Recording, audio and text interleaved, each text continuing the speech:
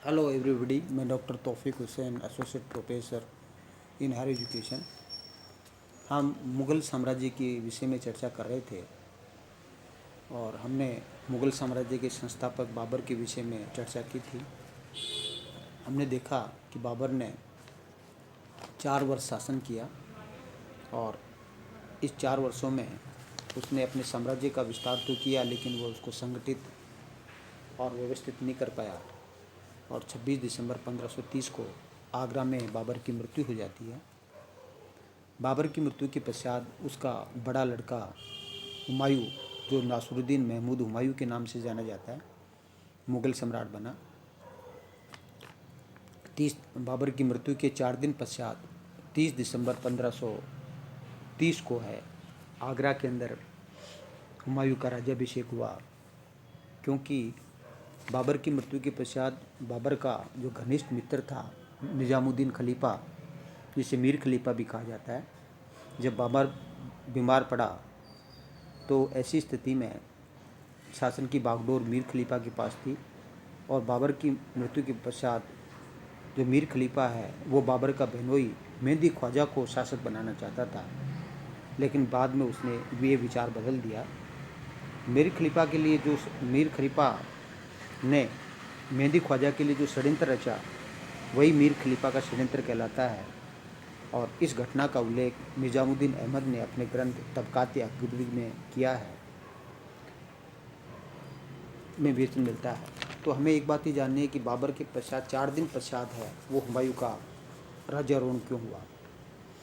अब जैसा कि आप जानते हैं कि बाबर का जन्म काबुल में हुआ। इनके पिता बाबर थे और माता महाम सुल्ताना थी। बाबर ने मृत्यु के समय में अपनी वसीयत में 2 बातें कही थी। एक तो बाबर ने कहा था कि मुझे काबुल में दफनाया जाए, जो हुमायूं ने पूरा किया। और दूसरा, बाबर ने हुमायूं को अपने जीवन काल में ही हुमायूं को अपना उत्तराधिकारी नियुक्त कर दिया था और हुमायूं को ये नसीहत दी थी कि वह अपने भाइयों के साथ अच्छा व्यवहार करे। और ऐसी स्थिति में जो पिता की मृत्यु के पश्चात उसके साम्राज्य के विभाजन की जो तैमूरी परंपरा है, उसका हुमायूं ने पालन किया, जो उसकी सबसे बड़ी भूल थी। और बाबर ने अपने भाइयों में जो उसके विरासत में उसको जो साम्राज्य मिला था उसको बांट दिया। कामरान था, उसको काबुल, कंधार और पंजाब का प्रदेश दे दिया। अस्करी को संभल का प्रदेश दे दिया और हिंदाल को मेवात का प्रदेश है वो दे दिया। तो इस तरह से हुमायूं है वो मुग़ल सम्राट बन जाता है। हुमायूं को विरासत में अनेक समस्याएं, अनेक अनेक कठिनाइयाँ विरासत में मिली। और जो आंतरिक और बाह्य जो कठिनाइयाँ थी उसका मुकाबला हुमायूं ने किया। हुमायूं की सबसे जो आंतरिक कठिनाइयों में सबसे प्रमुख समस्या थी वो मुग़ल साम्राज्य, उसको जो विरासत में मुग़ल साम्राज्य मिला हुआ है, असंगठित था, अव्यवस्थित था। और इसको व्यवस्थित करना बाबर के लिए है वो हुमायूं के लिए है वो आवश्यक था। बाबर ने जो पानीपत के युद्ध के अंदर और जो जो खजाना लूटा इब्राहिम लोदी से जो प्राप्त हुआ था, वो अपने अमीरों के अंदर उसने बांट दिया था। तो ऐसी स्थिति में हुमायूं को बाबर से एक रिक्त राजकोष मिला और इसलिए उसको आर्थिक कठिनाइयों का सामना करना पड़ा। बाबर की जो सेना थी उसके अंदर विभिन्न जो जैसे मुग़लों के अंदर परंपरा थी कि अब तुर्की, अफ़गान, उज़्बेक, ईरानी आदि विभिन्न अमीरों के मिलकर के मुग़ल सेना बनी हुई थी, जिसमें आपस में द्वेष भाव था। हुमायूं के सामने प्रारंभ से ही समस्या थी कि वो उसे उसमें एकता कैसे कायम करे। और बाबर ने अपने प्रभावशाली व्यक्तित्व के कारण इसमें एकता बनाए रखने में वो सफल रहा। लेकिन हुमायूं है का व्यक्तित्व इतना इतना प्रभावशाली नहीं था, इसलिए वो मुग़ल सेना में भी एकता स्थापित करने में ऐसा रहा। बाबर के समक्ष जो एक चुनौती थी वो उसके जो संबंधी थे वो भी उसके लिए समस्या है वो पैदा कर रहे थे। और उसके जो जो जो संबंधी थे, जिसमें मोहम्मद सुल्तान मिर्ज़ा और मोहम्मद जवां मिर्ज़ा, ये 2 उसके रिश्तेदार थे। और वो क्या था कि मोहम्मद जवान मिर्ज़ा बाबर का दामाद था और मोहम्मद सुल्तान मिर्ज़ा भी बाबर के परिवार से ही था, और दोनों बाबर के राज्य की दावेदारी कर रहे थे, दोनों शासक बनना चाहते थे। इस कारण हुमायूं के सामने इनके विद्रोह का दमन करना भी बाबर के लिए कठिनाई थी, सॉरी हुमायूं के लिए कठिनाई थी। हुमायूं के जो भाई थे, जो जिसमें जो कामरान अस्करी और हिंदाल ने भी हुमायूं को सहयोग नहीं दिया। मिर्ज़ा कामरान ज़्यादा धूर्त था, चालाक था, और उसने प्रारंभ से ही बाबर के साथ विद्रोही का रवैया अपनाया। मिर्ज़ा कामरान को काबुल कंधार का शासक बना दिया हुमायूं ने, और हुमायूं ने उसे स्वतंत्र शासक मान लिया, और बाद में उसको पंजाब का प्रदेश भी दे दिया। हिंदाल को मेवात का और अस्करी को संभल का जो प्रदेश है वो हुमायूं ने दे दिया। इन दोनों भाइयों में कोई भी मुग़ल सरदार आसानी से हुमायूं के विरुद्ध भड़का सकता था। विशेष रूप से कामरान का रवैया है वो अच्छा नहीं था, जबकि हुमायूं ने कामरान को काबुल और कंधार का स्वतंत्र शासक मान लिया था। इन कठिनाइयों के आंतरिक कठिनाइयों के अतिरिक्त बाबर हुमायूं के समक्ष है वो बाह्य कठिनाई भी थी। हुमायूं के 3 प्रमुख प्रतिद्वंदी थे जो उसके साम्राज्य को चुनौती दे रहे थे।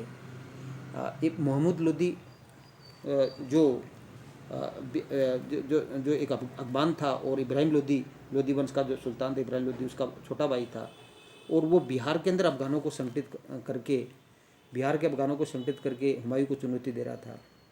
गुजरात और मालवा का जो शासक था बहादुर शाह, वो भी बाबर के लिए एक महत्वपूर्ण चुनौती था, और चुनार का जो किला था उसका जो प्रमुख था शेर खां, जो बाद में शेर शाह के नाम से शासक बना, वो भी बाबर के समक्ष चुनौती था। तो महमूद लोदी, बहादुर शाह और शेर खां, ये 3 प्रमुख जो प्रतिद्वंदी थे हुमायूं के लिए, और इन तीनों से निपटना हुमायूं के लिए बहुत ज़रूरी था। सबसे पहले हुमायूं ने बिहार के गवर्नर जो महमूद लोदी है उसके नेतृत्व में अफगानों को जो पुण्य शक्ति जो संगठित करना प्रारंभ कर दिया था, उसको पराजित करने के लिए सबसे पहले उसने महमूद लोदी है उसको दुराई के युद्ध के अंदर है वो पराजित करता है, और महमूद लोदी है वो भाग जाता है, और इस प्रकार दुराई के युद्ध के अंदर है वो जो क्या करना चाहिए हुमायूं है वो 1532 के अंदर है वो महमूद लोदी को पराजित कर देता है। इससे पहले है 1531 में कालिंजर अभियान करता है हुमायूं, और कालिंजर में प्रतापरुद्र देव से कुछ धन प्राप्त करके उसे संधि कर लेता है। और इसके पश्चात बाबर की जो हुमायूं की जो सबसे प्रमुख चुनौती थी, जो उसका प्रतिनिधि था, वो गुजरात का शासक बहादुर शाह था। गुजरात और मालवा का शासक था, वो बड़ा महत्वाकांक्षी था और मुगल साम्राज्य पर अधिकार करना चाहता था। उसकी बढ़ती हुई शक्ति को कुचलना हुमायूं के लिए आवश्यक था। वह बहादुर शाह के दरबार में जो हुमायूं के जो विद्रोही थे वो उसको बहादुर शाह शरण दे रहा था, और इस प्रकार कूटनीतिक के नाते उसने बिहार के अफगानों में से भी समझौता कर लिया था ताकि मुग़लों को हिंदुस्तान से बाहर निकला जा सके। इस तरह से जो बहादुर शाह है वो एक प्रकार से हुमायूं के लिए चुनौती बना हुआ था। तो हुमायूं ने बहादुर शाह को पराजित करने के लिए मंदसौर का युद्ध किया, और मंदसौर के युद्ध के अंदर है 1535 में हुआ, उसमें हुमायूं ने बहादुर शाह को पराजित कर दिया। हुमायूं है वो मालवा जो मंदसौर करके हुमायूं गुजरात और मालवा पर अधिकार कर लेता है, और बहादुर शाह है वो मंदसौर, मांडू, चंपानेर, अहमदाबाद और कैम्बे होते हुए पुर्तगालियों के यहाँ डूब के अंदर शरण ले लेता है। और गुजरात का जो गवर्नर है वो बहादुर शाह वो अस्करी को बना देता है, जो हुमायूं है वो अस्करी को बना देता है, और हुमायूं खुद है वो मांडू चला जाता है और वहाँ ऐशो आराम करने के अंदर व्यतीत कर लेता है। तो इस प्रकार हुमायूं ने बहादुर शाह की शक्ति का दमन कर दिया था एक बार, और एक तरह से बहादुर शाह को पुर्तगालियों के यहाँ शरण लेने के लिए बाध्य कर देता है, और अस्करी को गुजरात का गवर्नर बना देता है। लेकिन उसके बाद में जो हुमायूं है वो मांडू के अंदर ऐशो आराम के अंदर लिप्त हो जाता है, और ये उसकी सबसे बड़ी भूल थी। इसके पश्चात जो बहादुर शाह वो जो हुमायूं है वो 1535 में चंपानेर के युद्ध में गुजरात के शासकों को, चंपानेर को लूटता है और गुजरात के शासकों को का धन लूटता है, और बहादुर शाह गुजरात जो उसमें 1536 में बहादुर शाह पुनः वो एक प्रकार से क्या है कि गुजरात पर पुनः अधिकार कर लेता है, क्योंकि जो अस्करी को जो गुजरात का गवर्नर बनाया उसने वहाँ की जनता पर का विशेष ध्यान नहीं लिया, इसलिए जनता ने वहाँ विद्रोह कर दिया। इसका फ़ायदा बहादुर शाह उठाता है और बहादुर शाह पुनः 1536 के अंदर गुजरात उसके पास है, वो वापस आ जाता है। और इसके विषय के अंदर है वो लेनपुल कहता है कि गुजरात उसी प्रकार से एक पके हुए आम की तरह है, वो हुमायूं को मिला और बड़ी आसानी से वो निकल जाता है। इसके पश्चात जो इस प्रकार जो गुजरात है वो पर पुनः है वो क्या कहना चाहिए, बहादुर शाह का है वो अधिकार है, वो हो जाता है। तो इसके पश्चात जो हुमायूं का जो तीसरा प्रमुख प्रतिद्वंदी था वो शेर खां था, है ना, शेर खां था, और उसके विषय में हम कल चर्चा करेंगे। Thank you. जय हिंद, जय भारत।